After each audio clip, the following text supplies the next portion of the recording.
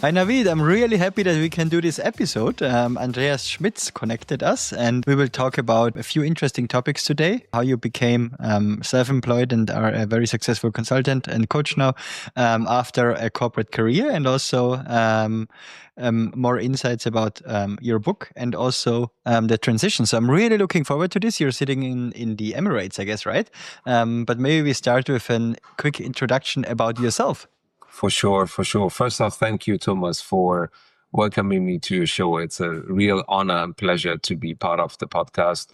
And yes, our good old friend Andreas Schmitz had me as a guest on his show, and he said, "Hey, I think you and Thomas should connect and speak." So how do I introduce myself? I'm a former HR executive. I spent 26 years of my wonderful life working for some of the world's most admired companies. And I did that at the country, at the regional, at the global level.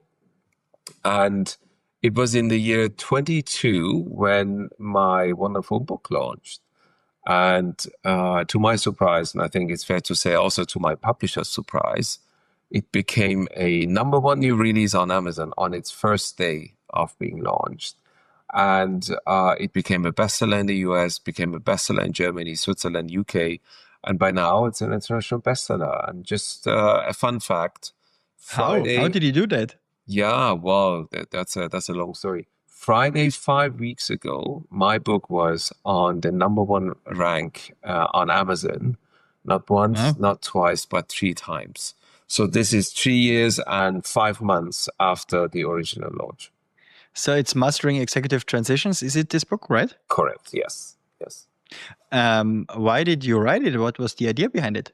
So I always felt, and I still believe, that every single person has at least one book inside them. So that's a belief that I've held for a long time. So it wasn't really a new idea that I wanted to write a book. I just wasn't too sure if I'm ready for writing a book. And it took me 7 years, which clearly shows that I wasn't entirely ready.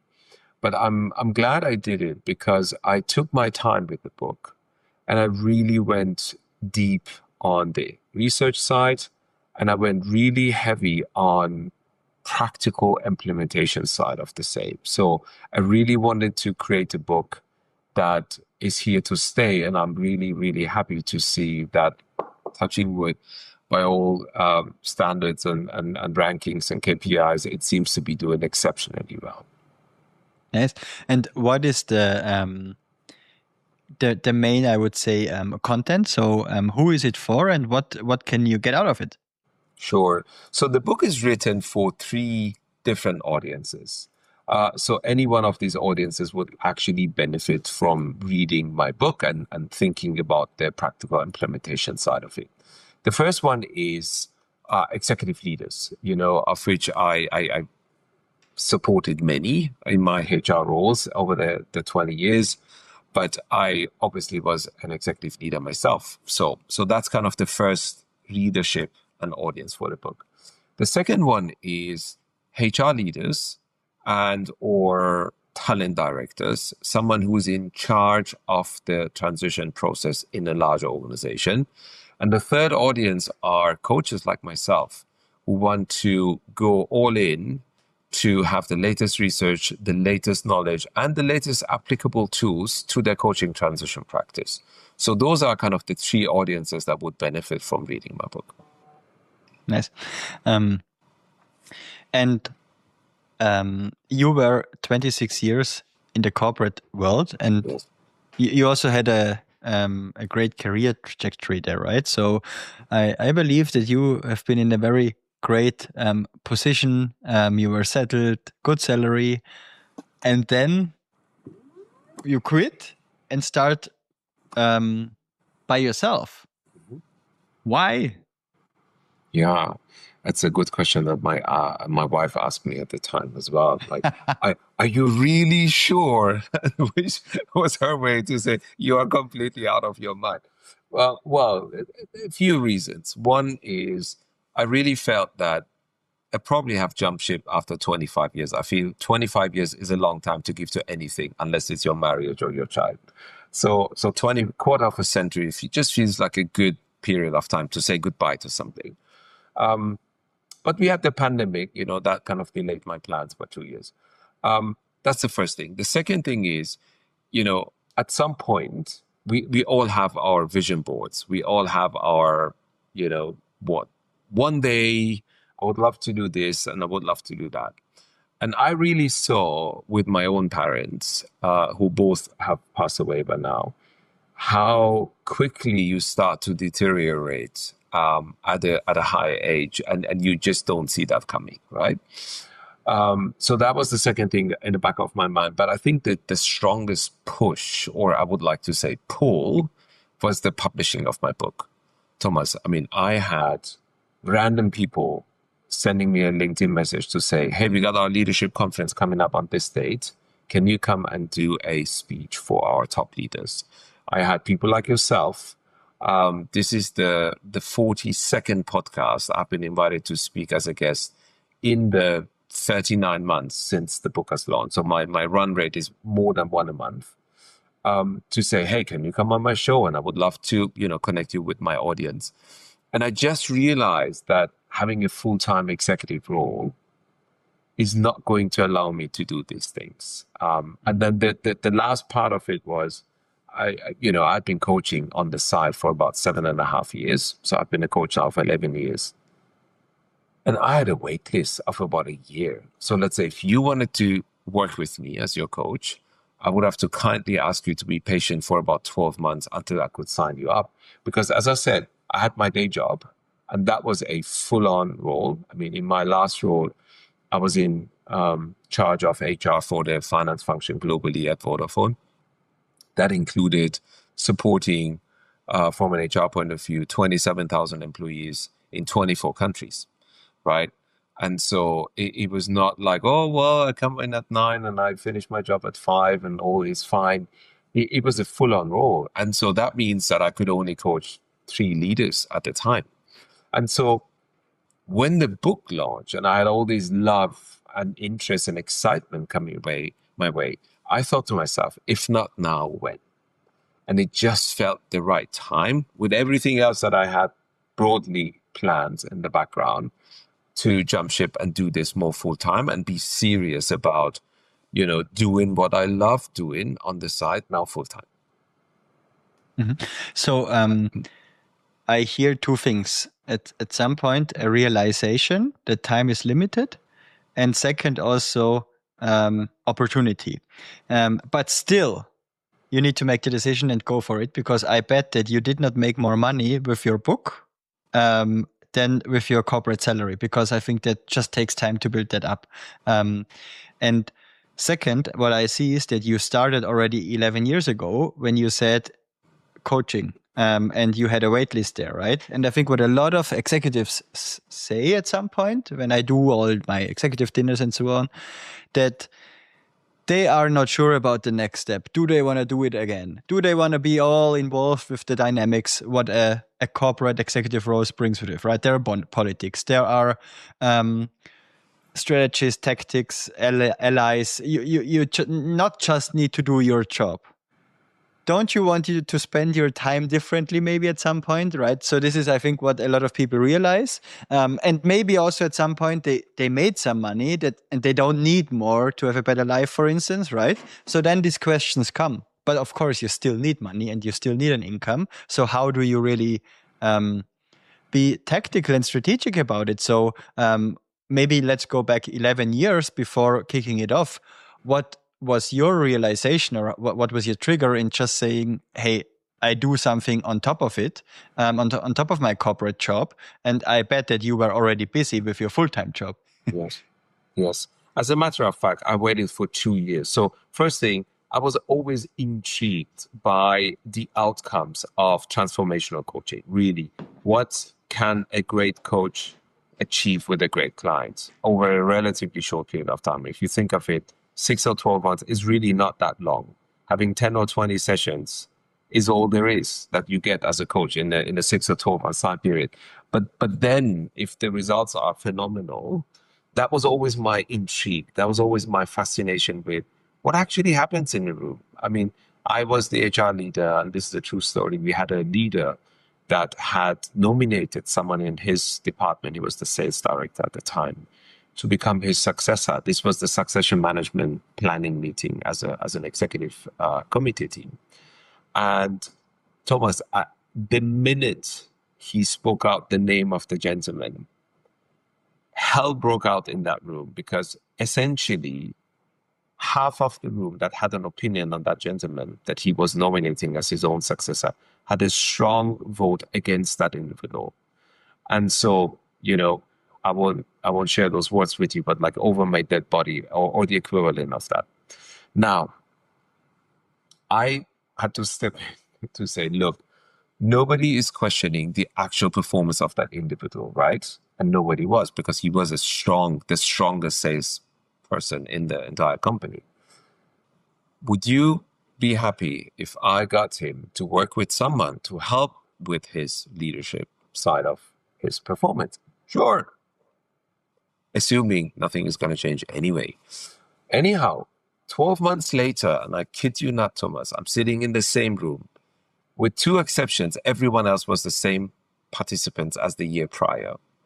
That guy was a little nervous to share again the same name, because he saw like guns being pulled out and shooting at him.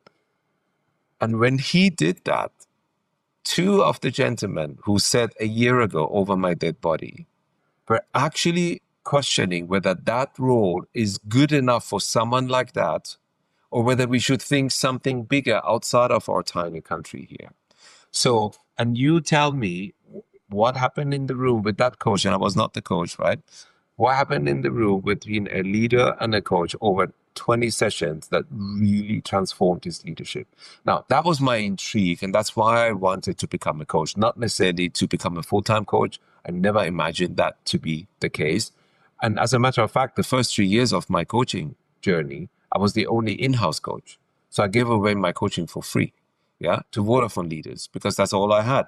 And so my idea about training myself to become a coach was always that it makes me a better leader, a better listener, and a better human being. That was always my excitement and interest about that, not necessarily to say goodbye to corporate life and become a full-time coach.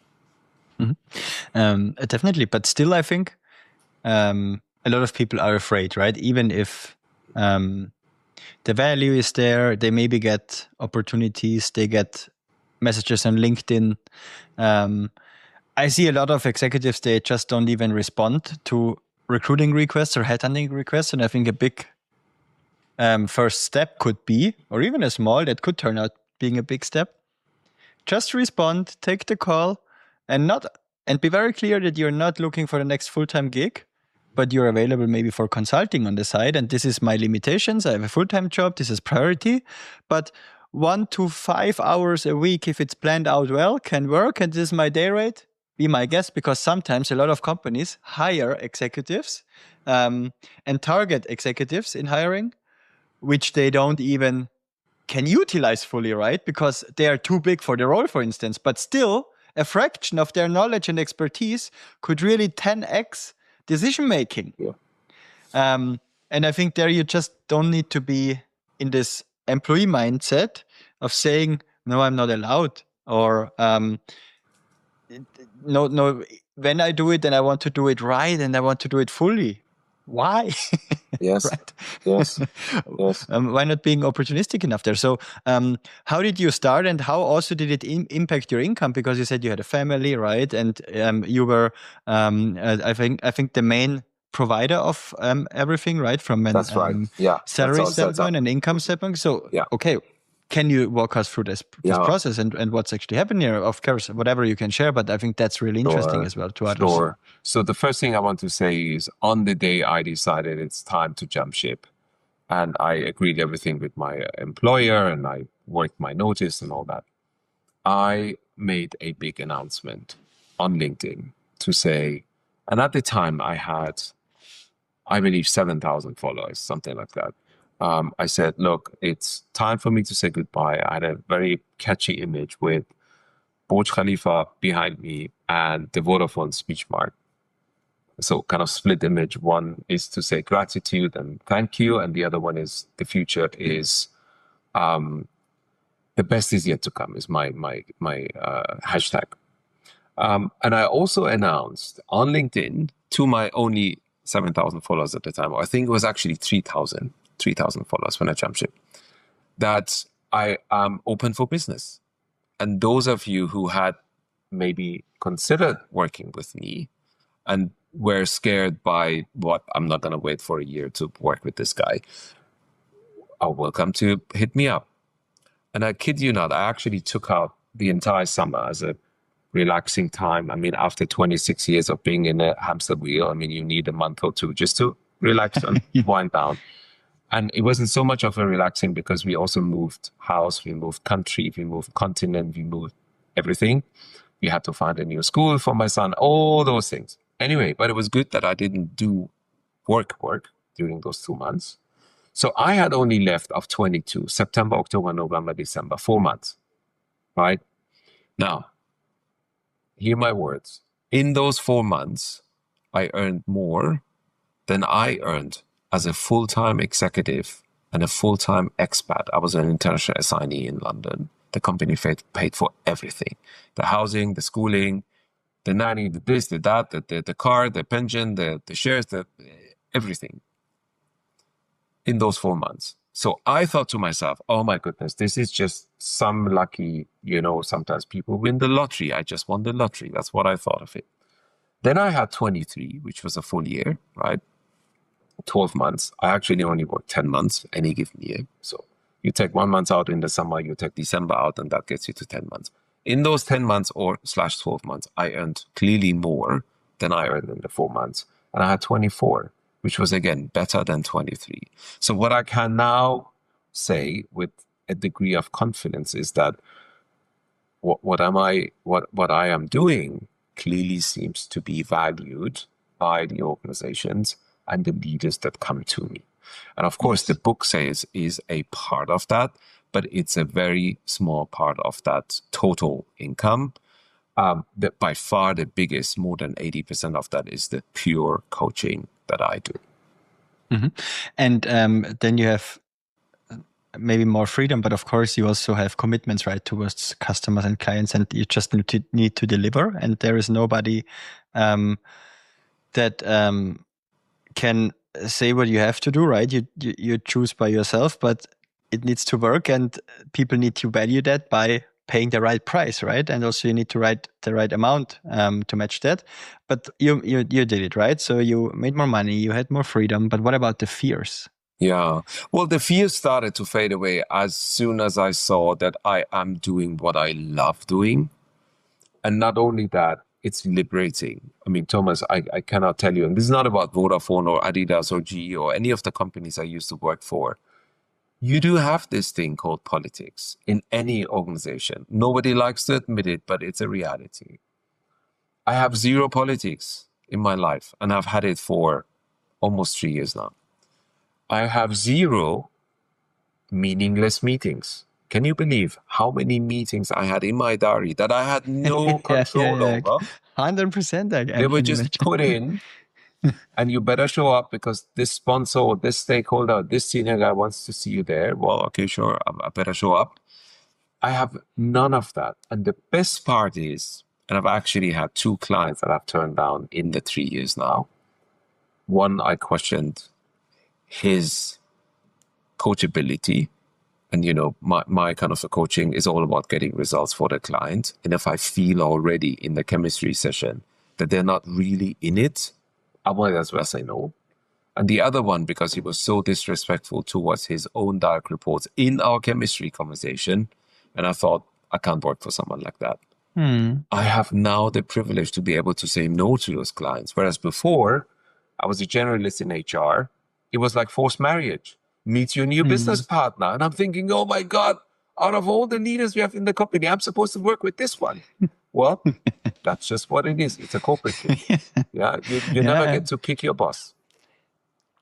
I can also say the same. So I think what was really great. Recently, I think 1 or 2 years ago, I started doing it. I cut every one-on-one. I don't have one-on-ones, but everybody can call me anytime and specifically go through a certain agenda with me, even if it's the night, if it's the morning, if it's on WhatsApp, if it's a Google Hangout. But I don't do this just sitting there waiting and let's talk about something just that we talk, right? But everybody can have direct access and just call me up because that's relevant. And then really, I rather spend my time outside in the nature than sitting in this meeting and just doing it because not really questioning why. Okay, but let's switch topics. How do you get into the C-suite? Yeah, well, that's a big question, and there are multiple ways how one can do that. I actually did that as part of a project when I was working for Roche, the pharmaceutical company based out of Switzerland. So I went around and interviewed the most senior 100 leaders. At the time, Roche had 85,000 employees. So this is like your less than top 1% of the total company. And there was no ChatGPT at the time, sadly, so I had to do that all manually, and I wasn't quite sure what's going to come out of it.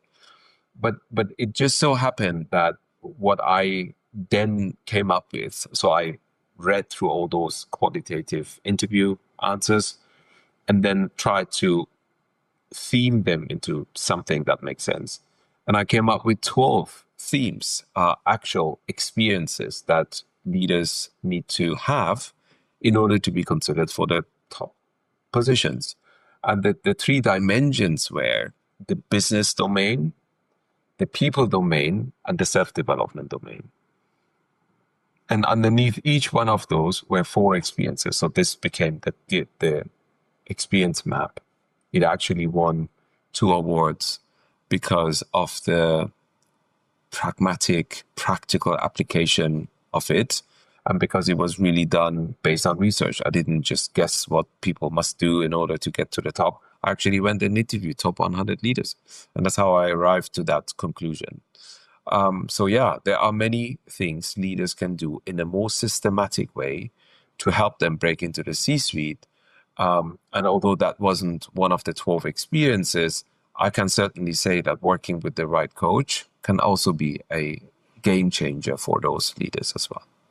But what are attributes, what you can see that really work and help to get into the C-suite? One is systematic approach. So this is what I can also think it's really a pro that you are organized, systematic, and you are able to build systems and see them. What else do you think is there? Yes. So bear in mind, when I did this exercise, I was not chasing for attributes or anything in particular. I was just curious to hear what is the route to the top job. That's all I cared about. So I wasn't necessarily looking for, what are the top 10 competencies of, breaking into the C-suite or anything like that. So if I wanted to share some more concrete examples with you, in terms of the 3 areas I just mentioned to you, right? I did mention to you that this is something that, is very concrete. So when I say the business domain, right, one of the key areas for leaders to develop was to understand the commercial aspect of the business. Now, this may sound simple to you, but the reality is, especially in what I call support functions, so this is HR, finance, IT, communication, legal, right? It's not common, and certainly not the case that every one of those people actually spends time understanding the value drivers of this business that I'm working for. So that's the first one. The second one is that you need to work with a variety of client groups, right? So if I look back at my own career, I worked with commercial leaders. I worked with scientists. I worked with functional leaders. I work with all sorts of different type leaders because guess what? They each will challenge me in a different way. And that's going to keep myself sharp and on my toes. One of the other experiences that came up was international experience, meaning living and working in different countries.